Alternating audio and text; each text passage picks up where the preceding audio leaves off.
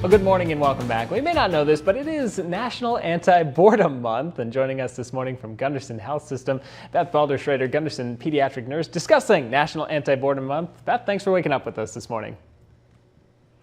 Thank you. Good morning. So this is when we hear kids are out of school, there's so much to do, but they say they're bored. Why do you think that is?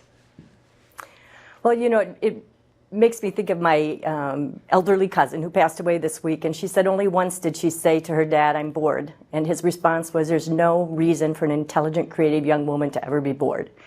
And I think even more so in our medical or in our media world, where there are so many resources for looking up creative, fun things to do, I think there are kind of three things that I think about when I think about this. One is every day kids should have something creative to do, something physical to do, and something helpful to do.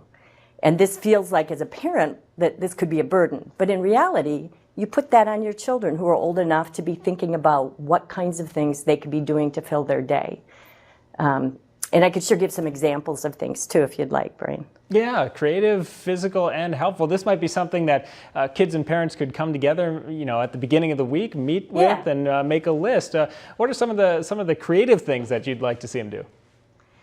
Well, I think some of the creative things can be scrapbooking, it can be making jewelry, it can be decorating rooms, it can be, you know, a variety of things, artwork, etc. When I think of helpful things, that kind of, the chores fall into that. But if you just think we're trying to encourage helpful behavior in our children, right? Because that's an important quality in all of us. So I think back to my childhood, and every summer we had a carnival for dystrophy. It was back with Jerry Lewis and the Muscular Dystrophy Telethon, and kids all over the nation had these little carnivals and raised money, and we spent so much time planning things. But it can be as simple as, you know, volunteering in the gardens in the area, you know, the Hunger Task Force gardens. It can be doing chores at home. So I think those helpful kind of behaviors are something you want to encourage. And maybe having a calendar at the beginning of the week saying, okay, what kinds of things are we going to do in each of these categories every day? And it helps kids focus on that, gives them some time management skills because they know they have to get that accomplished before a parent gets home or by the end of the day.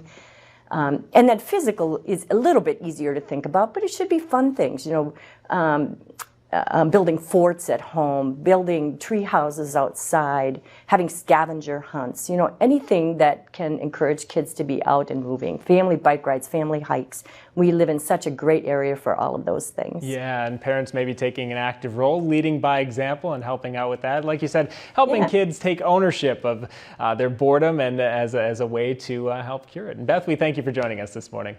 Yep, thank you. Yeah, we'll be right back with the check of your day planner forecast after this.